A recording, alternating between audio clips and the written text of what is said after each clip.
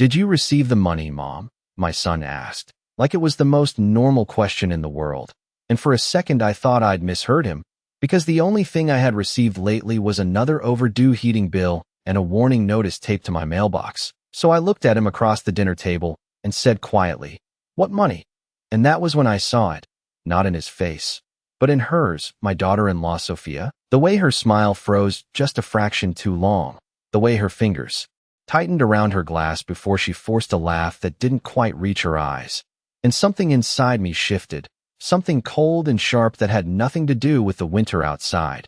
Because a week earlier, I had been standing in the middle of a snowstorm so fierce it felt like the world had been erased down to white and silence. My coat too thin, my gloves worn through at the fingertips, counting the last $10 in my purse and wondering if I should save it for groceries or the bus ride to the clinic. When I saw him, a man sitting on the curb with snow gathering on his shoulders like he had nowhere else to go, his face pale, his hands trembling, and I remember hesitating, just for a moment, because $10 isn't much to most people.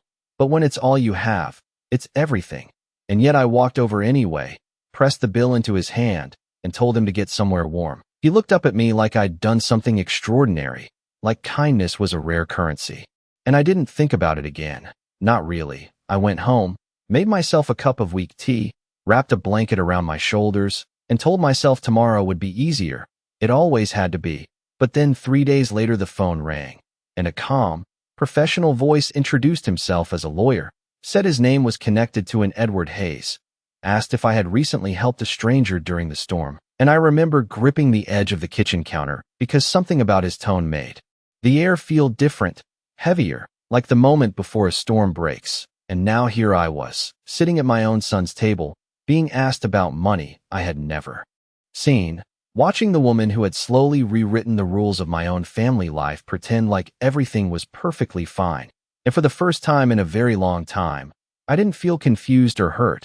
I felt certain that whatever had been meant for me had passed through someone else's hands first. And as Sophia reached for the wine bottle and asked if anyone wanted a refill, her voice light, her smile polished, I simply shook my head and watched her, really watched her, because people reveal more in what they hide than what they say.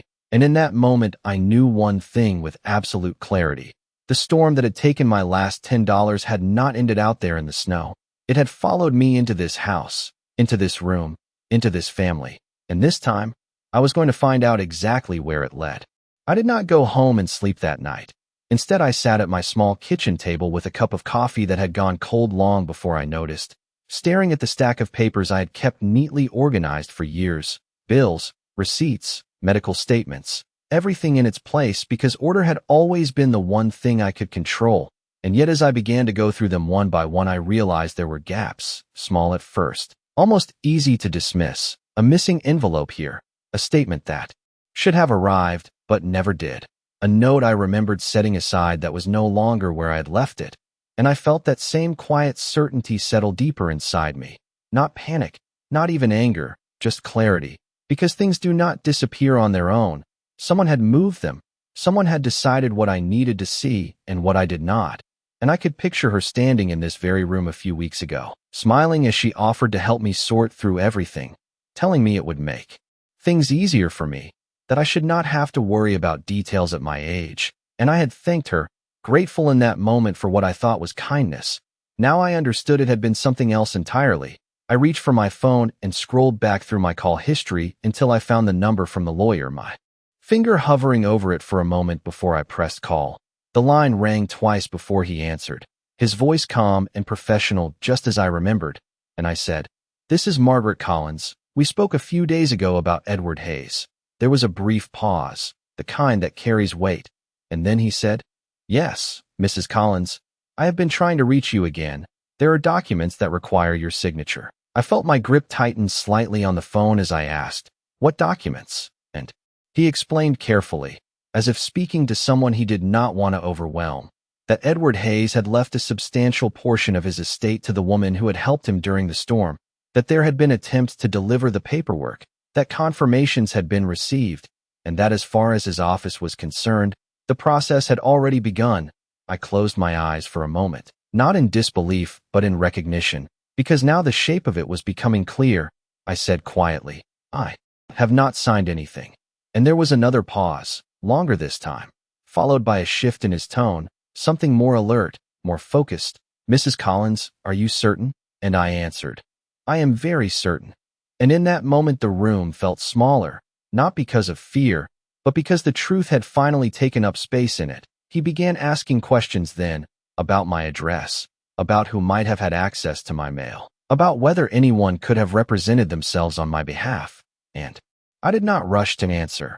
I let each question settle, let each possibility connect to a memory, to a detail I had overlooked, and there was only one name that fit. One person who had both the access and the reason. One person who had been standing right in front of me the night before, pretending nothing was wrong. I thanked him for his time and told him I would come by his office in person.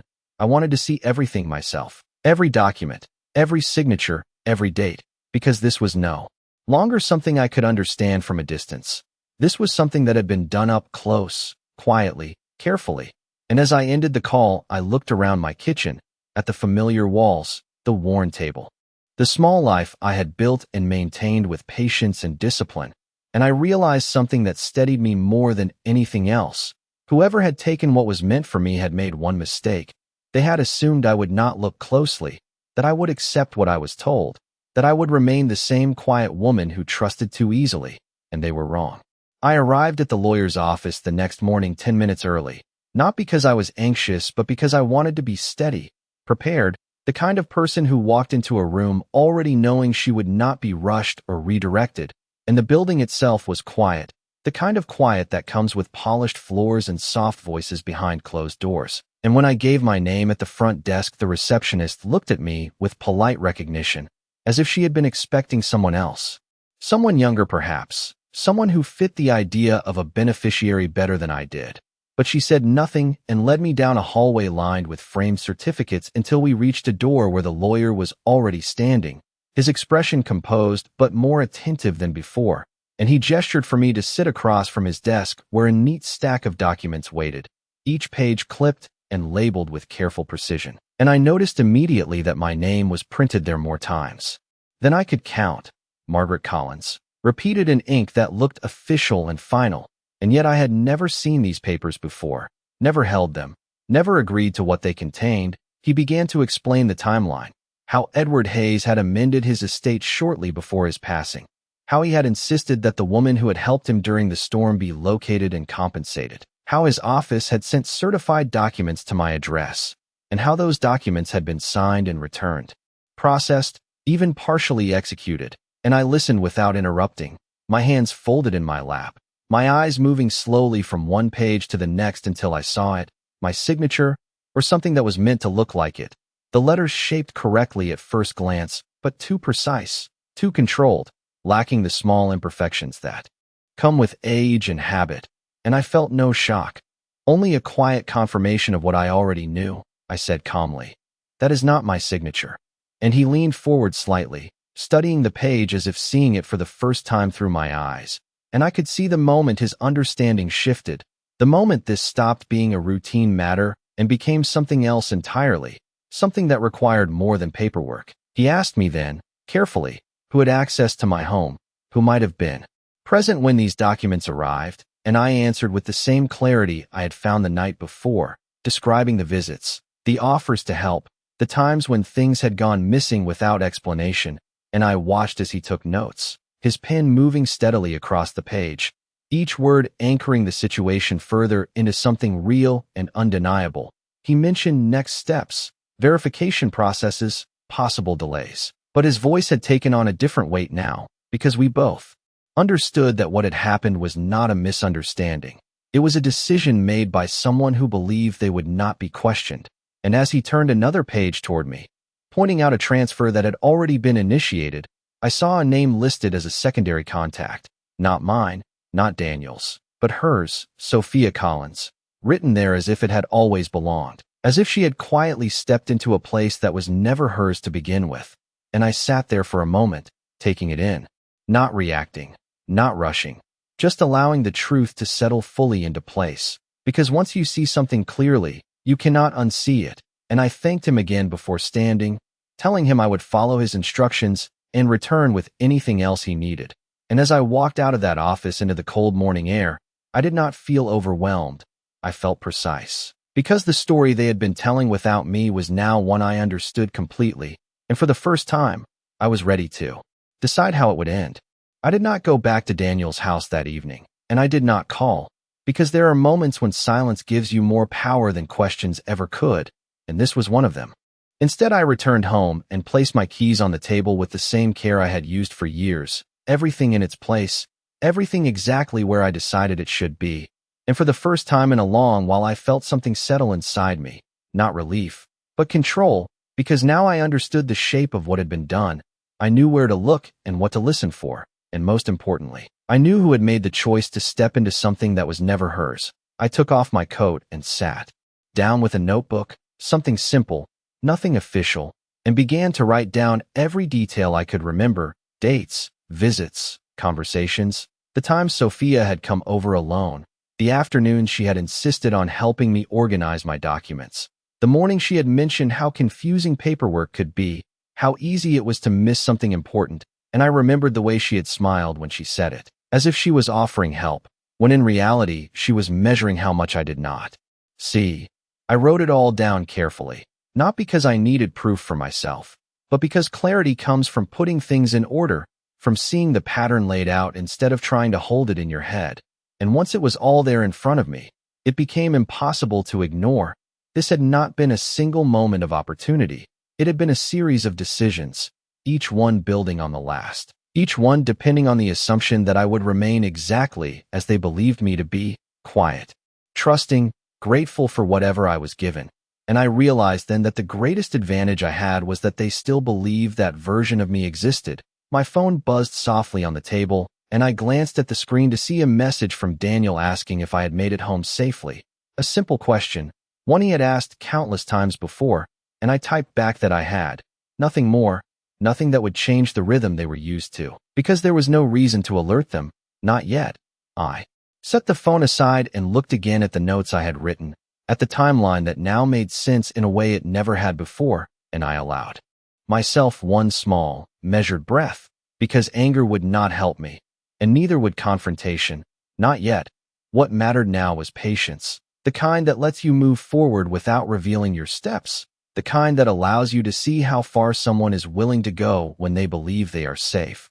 And as I closed the notebook and placed it neatly beside my other papers, I understood something with a clarity that left no room for doubt. They had taken something from me because they believed I would never come looking for it, and that belief was about to become their biggest mistake. The next morning, I followed the routine they expected from me. I made my breakfast slowly, checked the weather, folded the same coat over my arm, and when Daniel called just after 9, I answered with the same calm voice I had always used, and he asked if I had spoken to the lawyer again, his tone careful, almost rehearsed, and I told him I had an appointment later in the week, which was not a lie but not the truth he thought he was confirming.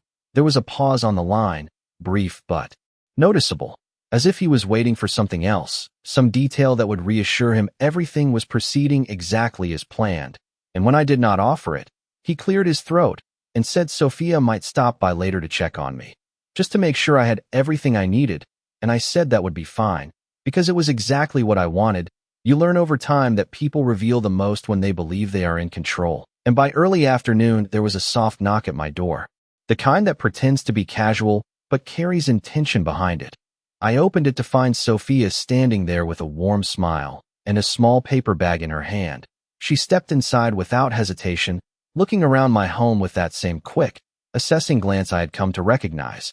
And she said she had brought me some soup, something easy, something comforting, and I thanked her, setting it aside, because what I was interested in was not what she brought, but why she had come. She moved through my kitchen as if she belonged there, straightening a stack of mail that did not need straightening, opening a drawer to place a spoon she had not used, small actions that seemed harmless until you watched them closely, until you realized they were about familiarity, about access, about reminding herself of where everything was. She asked lightly if I had heard anything new, and I told her the lawyer had mentioned paperwork, but nothing had arrived yet, and I watched her face as I spoke, not directly, but in the reflection of the window behind her, because reflections show you what people think they are hiding. And there it was again, that brief tightening around her eyes, that flicker of calculation before she smoothed it away and nodded, saying sometimes these offices were slow, that I should not worry about it, that she could help me handle anything when it came. And I smiled, not warmly, not coldly, just enough to let her believe I accepted that offer. And for a few more minutes we spoke about ordinary things, the weather, a neighbor she had seen, a sale at a store I no longer visited, until she picked up my stack of mail again and casually flipped through it, her fingers moving just a little too quickly, as if she was searching for something specific, and when she did not find it she set it down with a small shrug, saying it all looked like junk, and I nodded again, letting the moment pass without comment, because the confirmation I needed had already been given, not in what she said, but in what she looked for.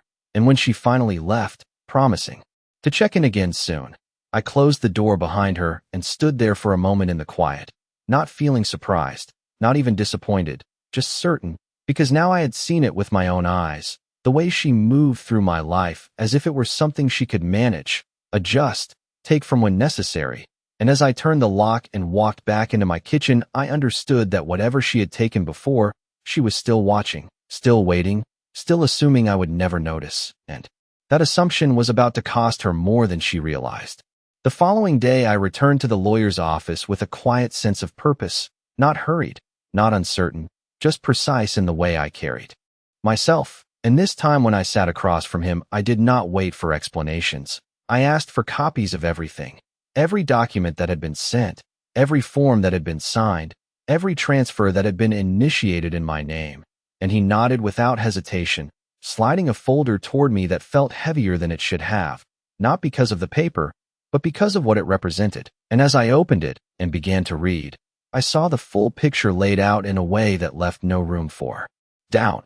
Dates aligned too perfectly with the times Sophia had visited, signatures that mirrored mine but lacked the small inconsistencies of a real hand, confirmation sent to an email address that was not mine, but one I recognized immediately, because she had once asked to help me set it up and I had declined, saying I preferred things the way they were, and now I understood why she had insisted, why she had smiled and said it would make things easier, because ease, for her, meant access, and access meant control.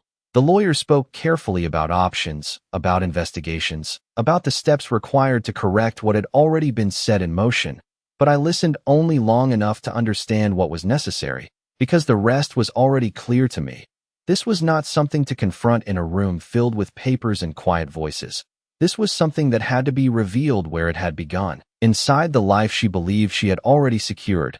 I asked him one question then, my voice steady.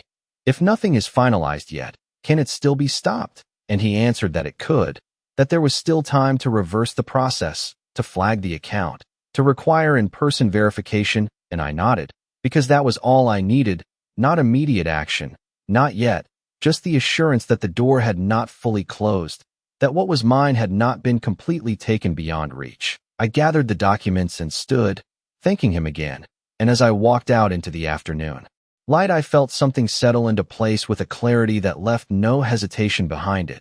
They had built their version of the truth slowly, carefully, step by step, but they had done it in the dark, assuming no one would ever turn on the light.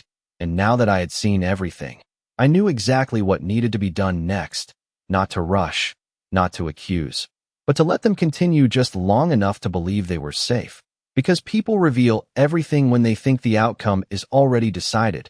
And as I folded the papers into my bag and made my way home, I allowed myself one small, quiet thought, not of anger, not of loss, but of certainty, because the story they thought they had finished was only just beginning, and this time, I would be the one deciding how it unfolded.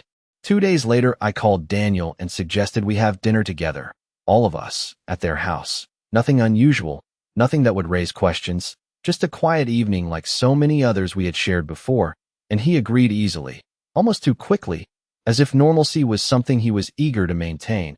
And when I arrived that evening, Sophia greeted me with the same polished warmth, her smile effortless, her tone light, asking how I had been, whether I had heard anything new, and I answered just as lightly that things were moving slowly. That paperwork always took time, and I watched as that answer settled over her, not disappointing her, but reassuring her, confirming something she needed to believe. Dinner was set neatly, everything in its place, the kind of careful presentation that hides more than it shows. And as we sat down, I noticed how often she glanced at Daniel. Small looks, quick signals, the kind that pass unnoticed unless you are looking for them. And I was. Daniel spoke about work, about a new project, about numbers and timelines that meant nothing to me. And I listened, nodding when appropriate, allowing the conversation to move naturally, because the more natural it felt, the less guarded they became. And when there was a pause, I set my glass down gently and said, I went by the lawyer's office again. Just a simple statement, nothing dramatic, and I saw it immediately. The slight shift in Sophia's posture, the way her hand stilled for a fraction of a second before she picked up her fork again, and Daniel looked at me with mild curiosity, asking what they had said. And I answered calmly, they are still processing everything. They mentioned there might be a few more forms to sign in person.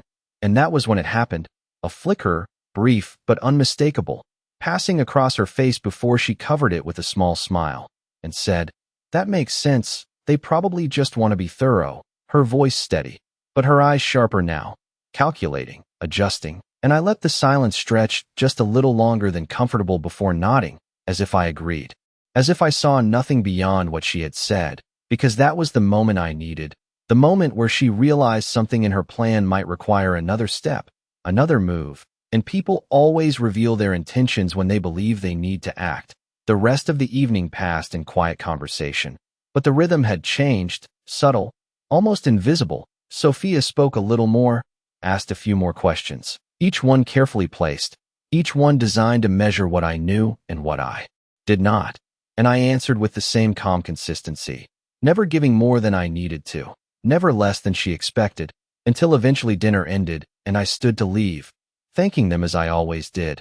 And as I walked toward the door, she followed me, her steps soft behind mine, and she said, almost casually, if you need help with any of those forms, I can come by tomorrow. And I turned slightly, meeting her eyes for just a moment before smiling in return, not warmly, not coldly, just enough, and said, that would be very helpful, because by then I was certain of one thing. She was not coming to help. She was coming to fix something she believed had slipped, and this time, I would be ready to see exactly how far she was willing to go. The next morning, I prepared everything before she arrived. Not hurried, not anxious, just deliberate in every movement. The documents neatly arranged on the table, the copies from the lawyer placed beneath them, aligned perfectly, because clarity matters when you want someone to reveal themselves. And when Sophia knocked on the door right on time, I opened it with the same calm expression I had shown her the night before, welcoming her in as if nothing had changed. She stepped inside with that same confident ease, her eyes already scanning the room, settling briefly on the table where the papers lay waiting, and I could see the moment she recognized what she believed she had come to manage. She smiled and said, let us take a look and get everything sorted out, her voice steady, reassuring, the voice of someone who thinks they are still in control, and I nodded, stepping aside so she could sit, watching as she reached for the top document without hesitation, her fingers moving with familiarity, too much familiarity for something that was supposed to be new to her, and she began to speak, explaining what each form was for, how it needed to be signed, where I should initial, her tone smooth, practiced, as if she had gone through this process before, and I let her continue, saying nothing, allowing her to fill the silence with explanations she thought I needed, until she turned one page and paused, just for a fraction of a second, because beneath the document she expected was the copy from the lawyer's office, the one with the signature that was not mine, the one with her name listed where it should not have been, and I watched as her eyes moved across the page, quickly at first, then slower, more carefully, and for the first time since she had walked into my home, her composure shifted, not dramatically, not enough for someone who was not paying attention, but enough for me to see. She straightened slightly and said, this looks different from what I remember, her voice still controlled, but quieter now, and I met her gaze directly, not questioning, not accusing, just present, and I said, that is because it is the copy they kept on file, and the room grew still in a way that could not be mistaken for comfort. She set the paper down carefully, as if handling it too quickly might reveal more than she intended, and for a moment neither of us spoke, because there was nothing left to explain, only the truth sitting between us and ink and paper, and I could see her thinking, calculating, deciding what version of the story she could still hold on to. And I realized then that this was the moment she had never planned for, the moment where I was no longer the quiet presence in the background of her decisions, but the one holding the full picture.